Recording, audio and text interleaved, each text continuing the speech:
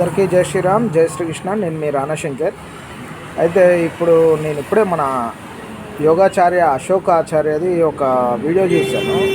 తిప్పతీగ గురించి ఒక అమ్మకి ఇస్తూ వివరిస్తున్నారు. జై శ్రీరామ్. ఇవాళ అవ్వ తిప్పతీగ అడిగింది.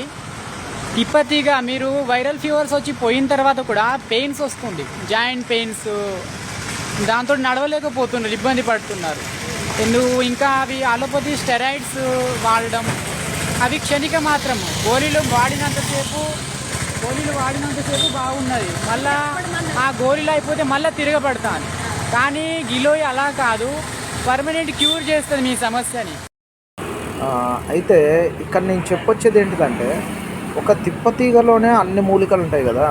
అయితే నిజానికి తిప్పతీగ ఒక్కటే కాదు, చాలా ఉంటాయి. ఇప్పుడు మనం ఈ బగారాలో వేస్తాము, లవంగాలు, మిరియాలు, దాల్చిన చెక్క, ఇవి కాకుండా బయట మనకి మన బతుకమ్మలో పెట్టే చెట్టు ఉంటుంది, మన గునుగు పువ్వు, తర్వాత తంగేడు. అది కాకుండా మనము ఇంకా వేరే అంటే ఇంకా నాకు వాటి పేర్లు ఇప్పుడు ఎమ్మటే గుర్తు రావట్లేదు. కానీ ఇట్లా మనం చూసే ప్రతి మొక్కలో కూడా ఒక ఔషధ గుణం ఉంటుంది. ఇవన్నీ కూడా మనకొక ఆయుర్వేదం. అయితే ఇవి మన జీవన విధానం. ఇది ఆయుర్వేదం అన్నది ఏదో సపరేట్గా నేర్పించే విద్య కాదు.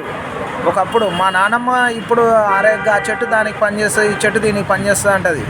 మనకు పిచ్చి మొక్క అనుకునేది నేను. ఆ పిచ్చి మొక్క లాగుంటుంది, ఇట్లా మన గోడిచిక్కుడుగా ఎలాగ కాస్తుంది. అది దాని చెట్టు పేరు ఏదో చెప్పింది. కానీ తేలు కుడితే ఆ చెట్టు వేర్లు నవిలి ఆ రసాన్ని చెవులో వస్తే విషం ఎక్కదు, విరిగిపోతుంది. ఇట్లా నాకు చాలా చెప్పింది. చాలామంది చాలా విషయాలు చెప్పారు.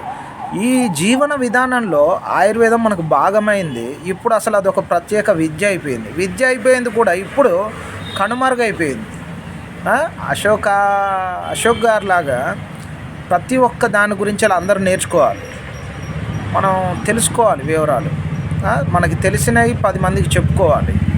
మన జీవన విధానాన్ని మళ్ళీ ఒకప్పుడు ఆరోగ్యంగా ఎట్లుండే వాళ్ళమో మళ్ళీ అట్లా తీసుకురావాలి.